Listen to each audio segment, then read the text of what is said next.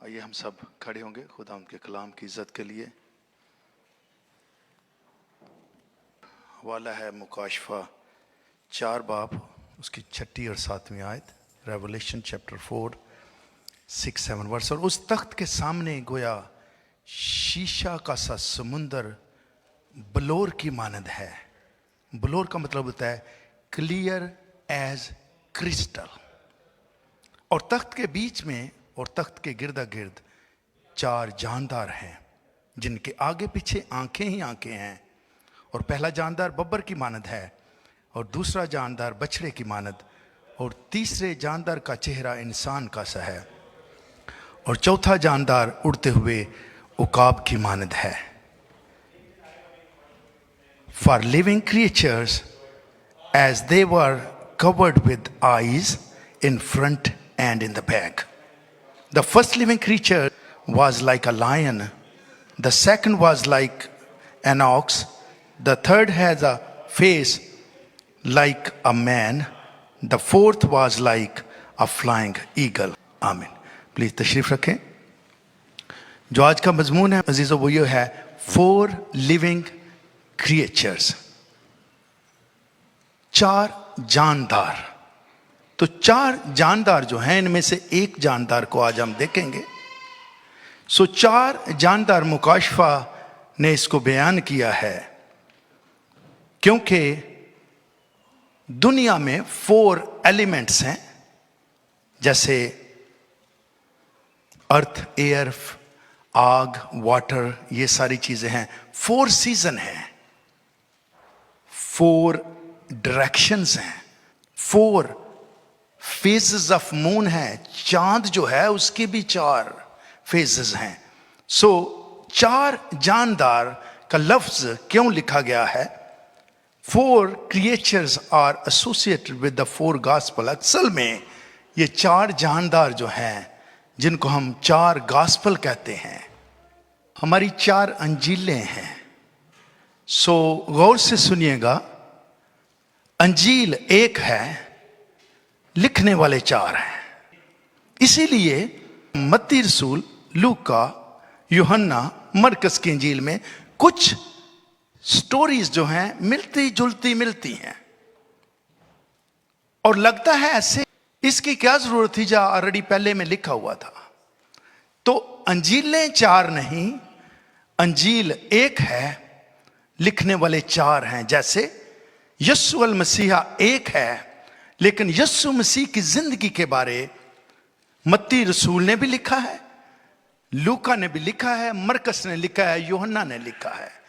अंजील एक है, लिखने वाले 4 हैं, और उनमें 4 जो चेहरे हमें नजर आते हैं, 4 जानदार जो हैं, उसमें जो first living creature was like a lion. मत्ती रसूल ने अंजील लिखी है, उसने यीशु मसीह को एक बादशाह साबित किया है, presented Jesus as a king. Matthew includes the narrative about the genealogy of Jesus. मत्ती रसूल की इंजील जब हम खोलते हैं तो वहां हमें नस्बनामा मिलता है, और कोई भी बादशाहत खानदान से बाहर नहीं होती थी। कोई भी बादशाह जब आता था तो खानदान में से आता था। Second living creature was like a ox, बछड़े की मानद, servanthood of Jesus. Gospel according to Mark presents Jesus as a sacrificial character of Christ. यीशु मसीह की खिदमत और कुर्बानी के बारे बताता है। तीसरा जो लिविंग क्रिएचर है, a face like a man, sonship of Jesus, humility. Gospel according to Luke. Luke का रसूल की इंजील presented Jesus as a son of man, इब्ने आदम पेश करता है, और ये किताब यीशु मसीह के नस्बनामे को आदम तक पेश करती है। अब ये 2, एक बादशाह उसमें भी नस्बनामा है, और एक आदम तक पेश करती है।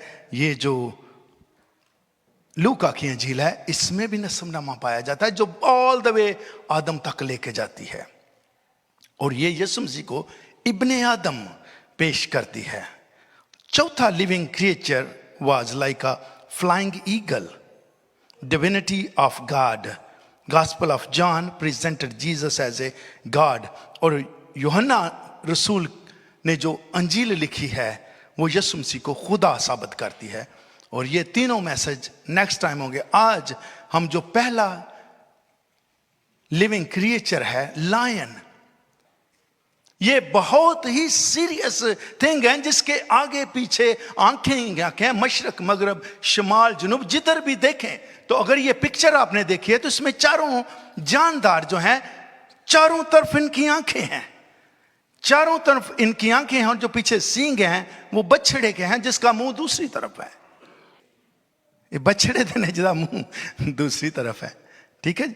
So first living creature was like a lion. जो अब पहला है आज उस पे गौर करेंगे कि ये जो शेर बब्बर है, lion, book of Matthew, according to Matthew, जो मैथ्यू ने मत्ती रसूल ने जो अंजील लिखी है, ये जो 4 क्रिएचर्स हैं, ये 4 अनाजील्स हैं, गॉस्पेल्स हैं, और एक गॉस्पेल यीशु मसीह के बारे मत्ती रसूल ने क्या लिखा है।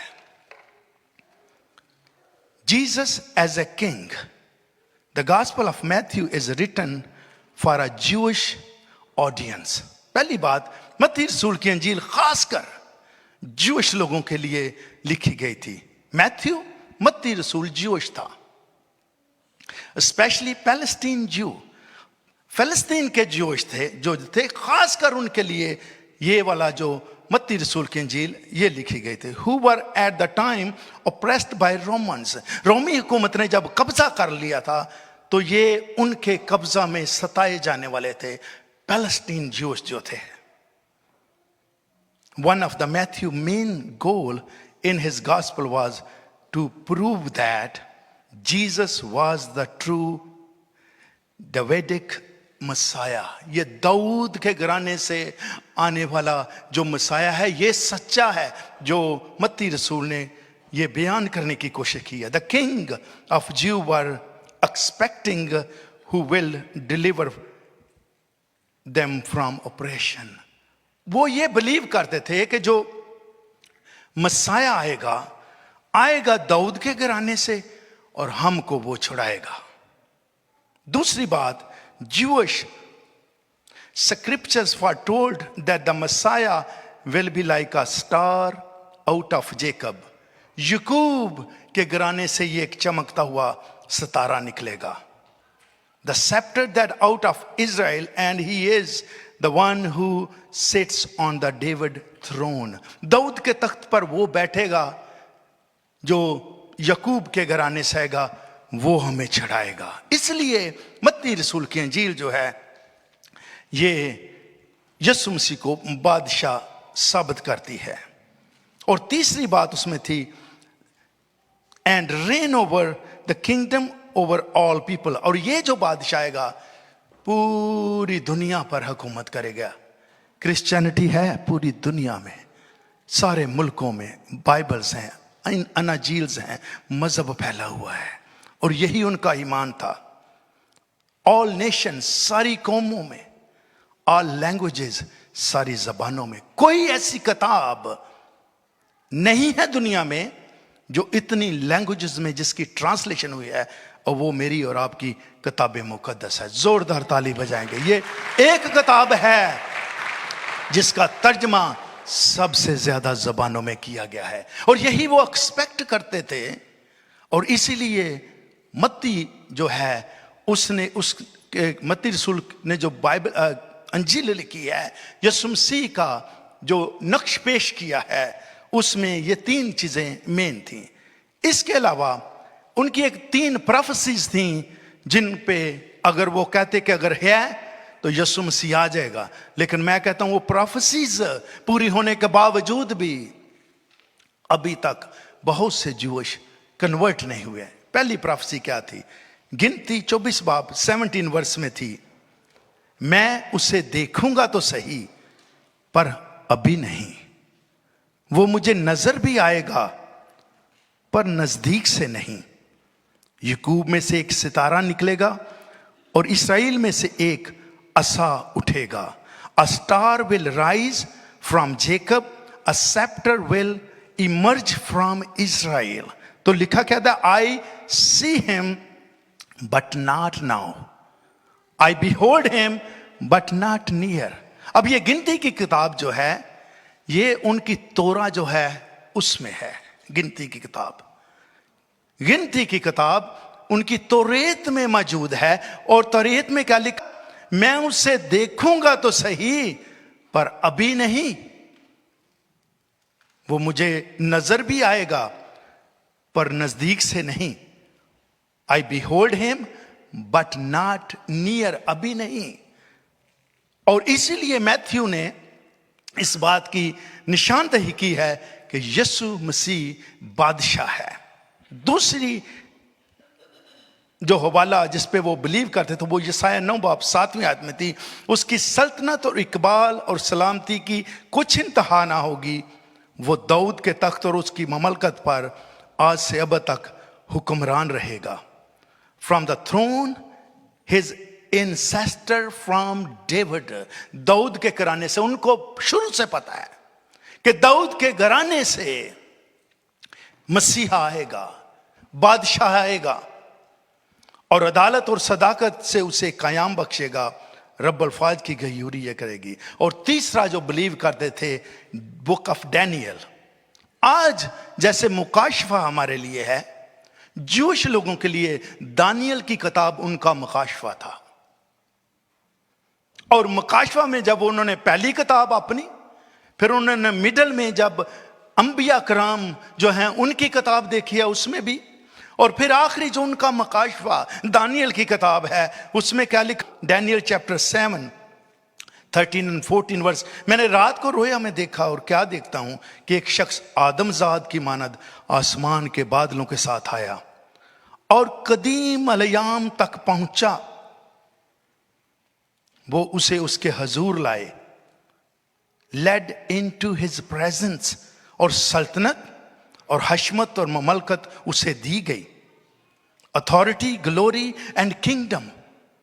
इसीलिए मत्ती ने उसको बादशाह साबित किया है, ताकि सब लोग, जितनी दुनिया है, सब उम्मतें और अहले लुगत, जितनी लैंग्वेजेस हैं, उसकी सल्तनत अब्दी है, अब्दी सल्तनत रहेगी, जो जाति ना रहेगी, और उसकी ममलकत लाजवाल है, उसको जवाल नहीं होगा। ये तीन प्रोफेसी मेन जिन पे वो बिलीव करते थे, अगर ये पूरी होंगी तो फिर हम समझेंगे कि मसाया आ गया है। मैथ्यू की किताब जो है proclaim Jesus as a king, यीशु मसीह को एक बादशाह साबित करती है, a king from the beginning. अब जब ये मत्ती रसूल की अंजील जब हम देखते हैं, पढ़ते हैं, तो शुरू में ही इस बात में क्या लिखा है? The book of genealogy of Jesus the son of David the son of Ibrahim. मत्ती पहला बाब पहली आयत में लिखा है, यीशु मसीह इब्ने दाऊद इब्ने इब्राहिम का नसबनामा। इसीलिए जब दुआ करते हैं, इब्राहिम, इसहाक और यकूब का खुदा। कुछ लोगों को इस पे भी इश्यू है कि जब हम क्रिश्चियन हैं तो ये हम इब्राहिम, इसहाक, यकूब का खुदा ये क्यों कहते हैं? ये इसलिए कहते हैं जस्टिफाई करने के लिए कि यहूदियों का खुदा और हमारा खुदा एक ही खुदा है जिसकी हम प्रस्तुत करते हैं, ताकि किसी को इस बात गलत फहमी ना रहे कि शायद अगर जूश आज तक क्राइस्ट को कबूल नहीं किया तो क्या उनका भी सेम खुदा है। जूश का खुदा और क्रिश्चियनिटी का खुदा एक ही खुदा है। इसलिए ये जीनियोलॉजी जो है, नस्बनामा जो है, इसमें लिखा गया। और मत्ती 2 बाब पहली और दूसरी आयत में, अब ये मत्ती रसूल की अंजील जो है उसके बारे है कि मत्ती रसूल की अंजील जब शुरू ही होती है तो पहले बाब में यीशु मसीह के जेनेalogy बताई गई है, नस्बनामा, और दूसरे बाब में लिखा गया है पहली और दूसरी आयत, जब यीशु हेरोदिस बादशाह के ज़माना में यहूदिया के बैतलहम में पैदा हुआ तो देखो कई मजूसी पूरब से यरूशलेम में ये कहते हुए आए कि यहूदियों का बादशाह जो पैदा हुआ है वो कहाँ है? Where is the newborn king of Jew? क्योंकि पूरब में उसका सितारा देखकर हम उसे सजदा करने आए हैं। मत्ती 2 बाब 6 आयत में लिखा है, ए बैतलहम यहूदा के इलाके, तो यहूदा के हाकिमों में हरगिज़ सबसे छोटा नहीं, क्योंकि तुझ में से एक सरदार निकलेगा जो मेरी उम्मत इसराइल की गलाबानी करेगा। For a ruler will come from you who will be the shepherd for my people Israel. 2 हवाले देखते हैं जो बुक ऑफ मैथ्यू उसके शुरू में ये मिलती है। पहली जो बात हमें मिलती है, यीशु मसीह का नस्बनामा दाऊद से इब्राहिम तक, क्योंकि जो जूश हैं उनके लिए इब्राहिम उनका बाप है और इब्राहिम से बढ़कर उनके लिए और कोई चीज नहीं है। मत्ती रसूल ने जब ये अंजील लिखी है, उसने यीशु मसीह का नक्श, यीशु मसीह की पर्सनैलिटी जब लिखने की कोशिश की है, और बात शुरू में ही दूसरी बात ये लिख दी कि जब हेरोदिस बादशाह के जमाना में यहूदिया के बैतलहम में यीशु मसीह पैदा हुआ, तो कई मजूसियों को नहीं बताया गया कि किंग पैदा हुआ है, लेकिन उनकी जो बुक्स मेरे अजीजों, उनकी किताबें जो हैं, उनकी दास्तानें जो हैं, उनको बताती हैं कि there is king who is already born. ये लोग जो हैं, मजूसी जो हैं, 3 फर्क जजीरों से आकर एक ही टाइम में यीशु मसीह को सजदा कर रहे हैं और पूछ क्या रहे हैं कि जो यहूदियों का बादशाह पैदा हुआ है वो कहाँ है। मेरे अजीजों, इसलिए मैथ्यू जो है, मत्ती ने यीशु मसीह के बारे में बादशाह यीशु को इसलिए कहा गया है क्योंकि जूश को यकीन दलानी जरूरी थी कि यीशु मसीह क्या है। इसीलिए मेरे अजीजों, उन मजूसियों ने एक्चुअली ऐलान किया है कि वो बादशाह जिसका तुम इंतजार कर रहे थे वो पैदा हो चुका है। इसीलिए दानियल ने जो उनका मकाशफा था उसमें लिखा है यहूदियों का ये मकाशफा के सल्तनत, ममलकत, हशमत उसे दी जाएगी और दुनिया के सब लोग और सब उम्मतें और अहले लुगत उसकी खिदमत करेंगे। उसकी सल्तनत अब्दी है और अब तक रहेगी और जाती ना रहेगी और उसे कभी जवाल ना होगा। जो शख्स क्राइस्ट को कबूल कर लेता है, मेरी बहन, मेरे भाई, ये एक ऐसा कुलिया है जिसको आप अपना लेते हैं। जब अपना लिया है तो यीशु मसीह की बादशाही कभी नहीं जाएगी, रहेगा नाम सदा तिकर मसीदा। यीशु मसीह का नाम हमेशा जिंदा है और हमेशा जिंदा रहेगा, क्योंकि उसकी चारों तरफ आंखें लगी हुई हैं और ये आंखें देखती हैं। इसको मैं सोच रहा था, आप घर में बाइबल पढ़े ना पढ़े, वो जो बाइबल आपने शेल्फ पे रखी हुई है वो देख रही है, मेरी बेटी, मेरे बेटे, तेरे पास टाइम नहीं है, एक टाइम आने वाला है, ये बाइबल तुझसे ले ली जाएगी और वही बाइबल तेरे काम आएगी जो तेरे अंदर लिखी होगी। इसलिए मत्ती रसूल ने इसे बादशाह कहा है किताब के शुरू ही में से। A king in the middle. अब ये मत्ती रसूल की अंजील जो है ये चल रही है और उसके बाद मिडल में आ गए हैं। मत्ती 4:17 में लिखा है, उस वक्त से यीशु ने मुनादी करना ये कहना शुरू किया कि तौबा करो क्योंकि आसमान की बादशाही नजदीक आ गई है। Repent for the kingdom of heaven is at hand. यीशु मसीह अब 30 इयर्स के हो गए। The king in the middle. यीशु मसीह 30 इयर्स के हो गए हैं और मुनादी क्या करना शुरू की है, तौबा करो क्योंकि आसमान की बादशाही नजदीक आ गई है। मत्ती 4:23 में लिखा है, और यीशु तमाम गलील में फिरता रहा। Jesus went throughout all Galilee. और क्या करता रहा, उनके इबादत खानों में तालीम देता और बादशाही की खुशखबरी की मुनादी करता। Proclaiming the gospel of kingdom. आसमान की बादशाही जो है, इसका रियली मतलब क्या, आसमान की बादशाही आ गई है। आसमान की बादशाही की जो रियल ट्रांसलेशन है, मौजूदा हालात, आइंदा की उम्मीद, आसमान की बादशाही है। और लोगों की हर तरह की बीमारी और हर तरह की कमजोरी को दूर करता रहा। He healed every disease and sickness. यही जूश लोग जब अप्रेस्ड हैं, पैलेस्टीन जो रोमन हुकूमत के नीचे प्रेशर में हैं, सताए जा रहे हैं, उन पे अजियतें हो रही हैं, तो क्या कहा था, एक बादशाह आएगा जो तुम्हें इन प्रॉब्लम से, मुश्किलात से छुड़ाएगा। मत्ती 5:3 में लिखा है, मुबारक हैं वो जो दिल के गरीब हैं, क्योंकि आसमान की बादशाही उन्हीं की है। For the kingdom of heaven is there. जो दिल के गरीब हैं, दिल का गरीब, humility is a foundational attitude for entering the kingdom of God.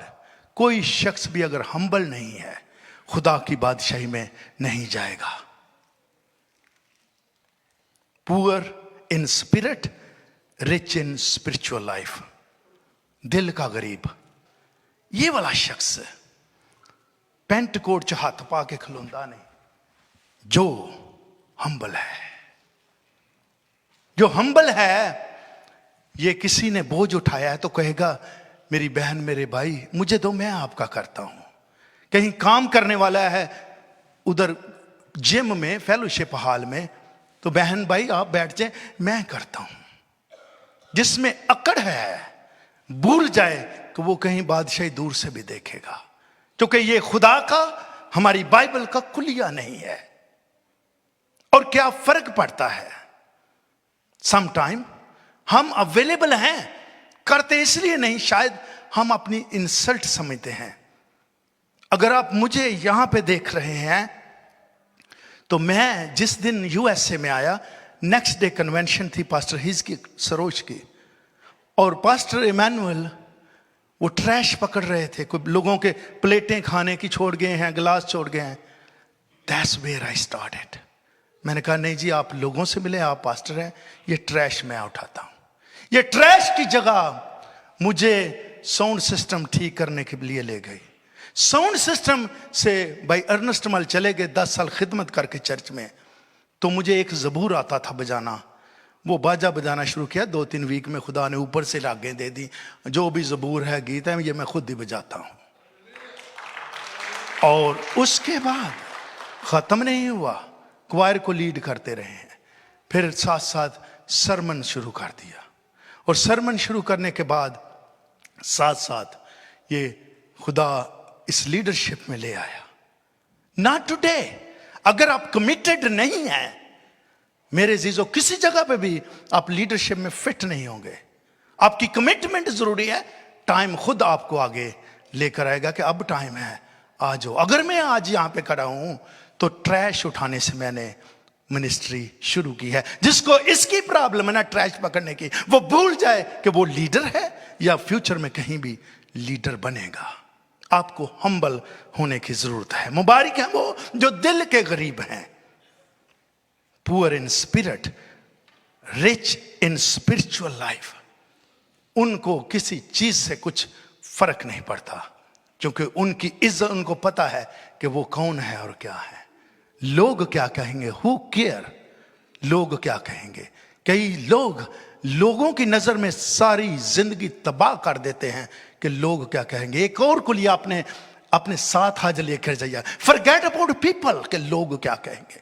आपने देखा है अमेरिका कितना स्ट्रांग है, ही डोंट केयर कि क्या किसी ने पहना है या क्या नहीं। ये फैशन को फॉलो नहीं करते, इनकी एक अपनी मर्जी है जिससे जीते हैं और ताकतवर हैं सारी दुनिया से। दूसरे को जब आप कॉपी करते हैं, इसलिए आप तो कमजोर हैं। आपकी अपनी आइडेंटिटी होनी चाहिए कि आप कैसे हैं। मुबारक हैं वो जो दिल के गरीब हैं, क्योंकि आसमान की बादशाही उन्हीं के। अब यीशु मसीह मिडल में आगे हैं किताब के, तो बादशाही के बारे में खुद पहले इन्होंने कहा है, फिर उसके बाद लिखा है और बादशाह की खुशखबरी और मुनादी, और लोगों को हर तरह की बीमारी और हर तरह की कमजोरी से दूर करता है। उनको पता था, ज्यूश लोगों को, एक ऐसा मसाया आएगा, एक ऐसा शाफी आने वाला है जो लोगों को हील करेगा, लोगों को बीमारियों दुखों से छुड़ाएगा। और मत्ती 9:27 में लिखा है, अब बाप बढ़ते जा रहे हैं।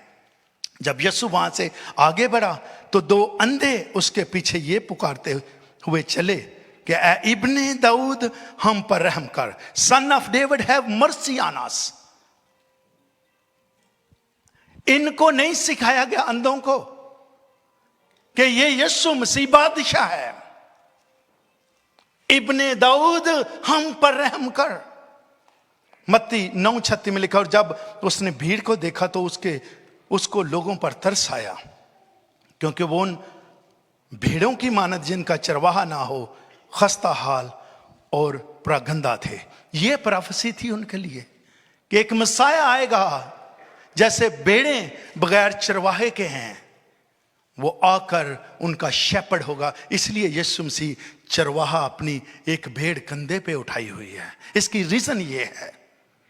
और मत्ती 10:6-7 में लिखा है, बल्कि इस्राएल के घराने की खोई हुई भेड़ों के पास जाना और चलते चलते ये मुनादी करना कि आसमान की बादशाही नजदीक आ गई है। मत्ती 12:22 ये हवाले इसलिए हैं ताकि प्रूफ हो कि ये मत्ती रसूल की अंजील यीशु मसीह को बादशाह साबित करती है। 12:22 में लिखा है, उस वक्त लोग उसके पास एक अंधे गूंगे को लाए, ब्लाइंड एंड म्यूट। ये शख्स जो था ये अंधा भी था और गूंगा भी था, ना बोल सकता था ना देख सकता था। इसको दोनों मसले थे। सानू कई बारी दो तो भी ज्यादा ने, ना देख सकता था ना बोल सकता था। दो मसले थे, जिसमें बदरू थी। तीसरा एक और मसला है, ना ये बोल सकता है ना देख सकता है और साथ बदरू भी है इसमें। उसने उसको अच्छा कर दिया, यीशु मसीह ने उसको अच्छा कर दिया। चनाचे वो गूंगा बोलने और देखने लगा, और सारी भीड़ हैरान होकर कहने लगी, क्या ये इब्ने दाऊद है? Could this be a sun of David? क्योंकि प्रोफेसी के मुताबिक दाऊद के घराने से जो आएगा, चूंकि उसकी सल्तनत का आखिर ना होगा। जब दाऊद बादशाह आएगा तो उसकी सल्तनत का आखिर ना होगा, बादशाह उसी में से आएगा। और मत्ती 15 बाब में अब जब पहुंचते हैं, और देखो एक कनानी औरत उन सरहदों से निकली और पुकार कर कहने लगी, ऐ खुदावंद इब्ने दाऊद मुझ पर रहम कर। इसको किसने कहा है कि यीशु मसीह इब्ने दाऊद है? मत्ती 20 चैप्टर तक हम 29। और देखो दो अंधों ने जो राह के किनारे बैठे थे, ये सुन करके यीशु जा रहा है, चला कर कहा, ऐ खुदावंद इब्ने दाऊद हम पर रहम कर। अब ये मत्ती रसूल ने इसलिए यीशु मसीह को बादशाह साबित किया है कि सारी बुक ऑफ मैथ्यू जो है, शुरू से लेकर आखिर तक जब हम जाते हैं तो शुरू में भी, मिडल में भी और एंड पे भी यीशु मसीह को इब्ने दाऊद बादशाह करार दिया गया है। क्योंकि जब हम देखते हैं कि यीशु मसीह ने खुद ये मुनादी करना शुरू की है, और उसके साथ साथ मेरे अजीजों ये दो अंधे जो उसके पीछे पुकारते हैं, ऐ इब्ने दाऊद हम पर रहम कर, ऐ इब्ने दाऊद हम पर रहम कर। इन अंधों को किसने बताया कि यीशु मसीह बादशाह है? ये लोग खासकर जो उस वक्त सिक होते थे, जो बीमार होते थे, उनको जो हैकल में भी आने की इजाजत नहीं होती थी। हैकल के लंबरदार इस कदर सख्त होते थे। बीमार जो थे हैकल के बाहर, जो भी आप स्टोरी सुनेंगे हैकल के बाहर की है।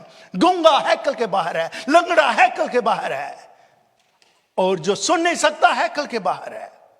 ये सारे बीमार हैकल से बाहर रहते थे, क्योंकि कोई भी ऐबदार शख्स उसके हुजूर नहीं आ सकता था। इसलिए कुर्बानी जो की जाती थी वो उस बर्रे की जाती थी जो बेऐब हो। लेकिन मेरे और आपके मसीहा ने जब ये कर्म कर दिया तो ना सिर्फ वो खुद, उसके शागिर्द भी जब बाहर हैं, वो भीड़ में है, वो खेतों में है, बाहर जल से जुलूस हो रहे हैं, स्ट्रीट में जा रहे हैं, और हर उस अंधे को, हर उस लंगड़े को, हर उस गूंगे को हील कर रहे हैं। क्योंकि मेरा और मसीहा जो आपका है वो कैद का नहीं है, वो एक बाउंड्री का नहीं है, वो बॉक्स के अंदर नहीं है। मेरा और मसीहा सारी दुनिया का है, सारी दुनिया उसकी है, सारी दुनिया को उसने बनाया है। इसलिए मेरी बहन, मेरे भाई, कहीं भी आप उससे इल्तिजा करते हैं वो आपको शिफा देगा, क्योंकि वो शाफी एक सर्टेन एरिया के लिए नहीं है, वो पूरी दुनिया के लिए भेजा गया है। इसलिए ये अंधे जानते हैं कि ये इब्ने दाऊद है। ये औरत जो कनानी है, सरहद से निकलती है, जानती है कि ये इब्ने दाऊद है। ये अंधे, ये एक शख्स जो अंधा भी है और गूंगा भी है, जानता है कि यीशु मसीह इब्ने दाऊद है। और ये दो अंधे जो राह के किनारे हैं, जानते हैं। यीशु चल रहा है, यीशु जा रहा है, इब्ने दाऊद हम पर रहम कर। यीशु मसीह वहां पर बोलते हैं, यीशु मसीह ने ये वेट नहीं किया कि ये लोग हैकल में आएंगे, ये दुआया ग्रुप में शामिल होंगे, ये हमारे चर्च का हिस्सा बनेंगे, मेंबरशिप लेंगे, फिर इनके लिए दुआ की जाएगी, तब ये ठीक होंगे।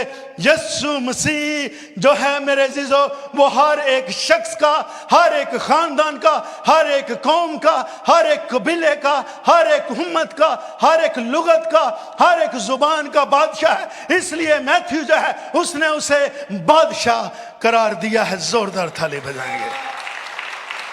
यीशु मसीह को मत्ती रसूल ये आंखें चारों तरफ, आगे पीछे, राइट लेफ्ट, किंग, बब्बर, बादशाह साबित किया है, और a king at the end. मत्ती रसूल ने यीशु मसीह को, जब अब बाइबल के 20वें बाब तक चले गए, 21वें बाब में क्या लिखा है?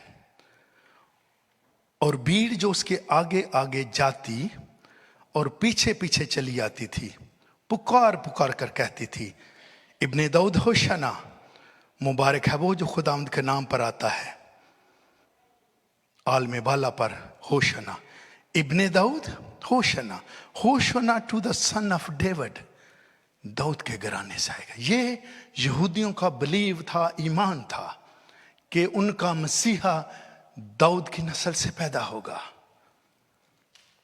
और मत्ती 21 बाब में हम जाते हैं, लिखा है, लेकिन जब सरदार कहनों और फकीरों और उन अजीब कामों को जो उसने किए और लड़कों को हैकल में इब्ने आदम को होशाना पुकारते देखा, तो खफा होकर उससे कहने लगे, तू सुनता है कि ये क्या कहते हैं? यीशु ने उनसे कहा, हाँ, क्या तुमने कभी नहीं पढ़ा कि बच्चों और शीरखारों के मुंह से तूने हमद को कामल कराया?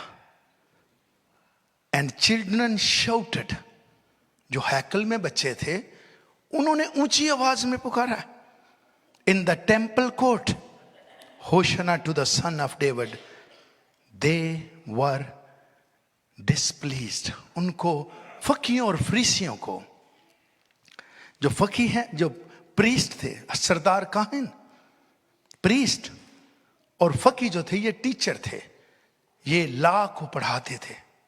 और मत्ती 27 बाब में अगर हम चले जाते हैं, यीशु हाकिम के सामने खड़ा था और हाकिम ने उससे ये पूछा, गवर्नर ने या पायलट ने,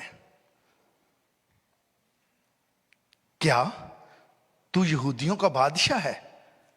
यीशु ने उससे कहा, तू खुद कहता है। Are you the king of Jew? Jesus said, you have said so. तू खुद कहता है मैं यहूदियों का बादशाह हूं।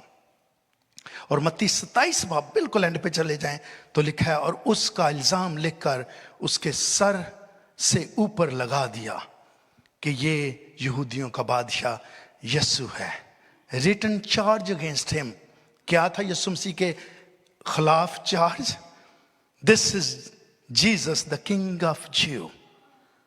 यहां पर जो किताब के टोटली आखिरी हिस्से में चले जाते हैं तो यहां पर भी भीड़ जो है, ये यरूशलेम में यीशु मसीह का शाहाना दाखला है। ये खजूरों का इतवार जो हम मनाते हैं, ये उस वक्त की बात की गई है। और वहां पर लिखा है कि भीड़ पुकार पुकार कर कहती थी, इब्ने दाऊद होशाना, मुबारक है वो जो खुदावंद के नाम पर आता है।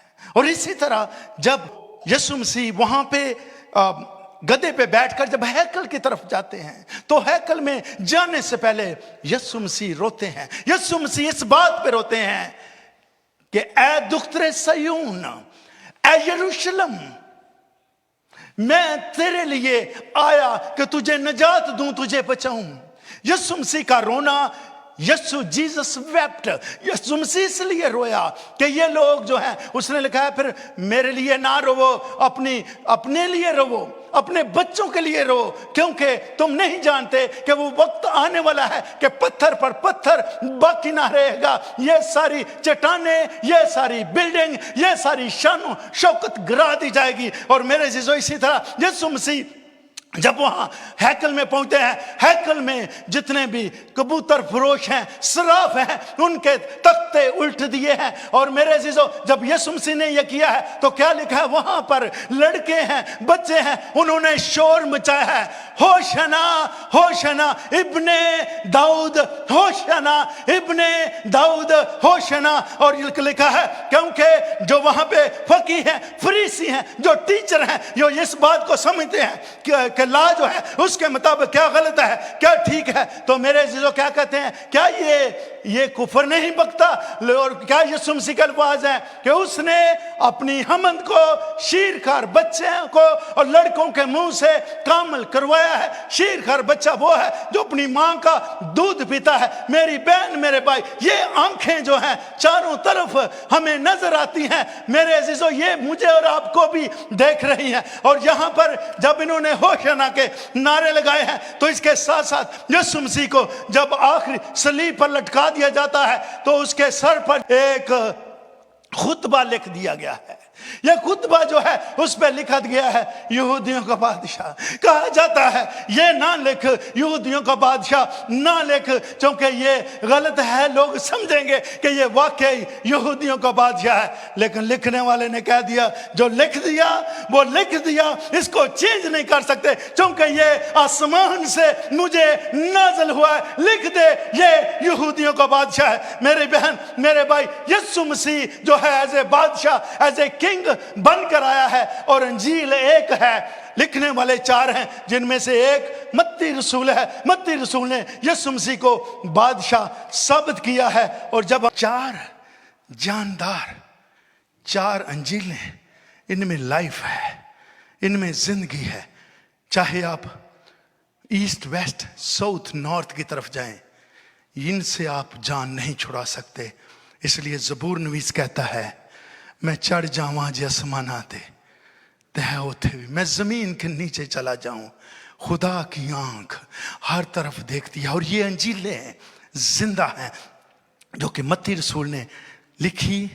उसने यीशु मसीह को बादशाह करार दिया गया है। और शुरू से, मिडल में और मत्ती रसूल की अंजील के एंड तक यीशु मसीह ने उसे बादशाह कहा है। और ये आंखें हमें हर वक्त देखती हैं कि हम भी उन आंखों का हिस्सा बनकर, बर्रा जो तख्त के बीच में है, चारों तरफ आंखें हैं। और ये आंखें इस इंतजार में हैं कि ऐ मेरे बेटे, ऐ मेरी बेटी, तू इन आंखों का हिस्सा बन, ताकि उस बादशाह को जो लश्करों का रब है, वो बादशाह जो इस्राएल कौम के लिए आया, वो बादशाह जो मेरे और आपके लिए आया, वो बादशाह जो सारी उम्मत के लिए आया, उसकी हम ये आंखों के साथ मिलकर, हमारी आंखें हमेशा हमेशा उसकी प्रस्तुति करें और हमेशा उसको कदूस कदूस कदूस कहें, क्योंकि यीशु मसीह बादशाह बनकर आया। और मत्ती रसूल ने उसे पूरे इस मत्ती रसूल की अंजील में बादशाह साबित करके दिखाया है। खुदावंद इस कलाम के वसीला से हम सबको बड़ी बरकत दे। Thank you.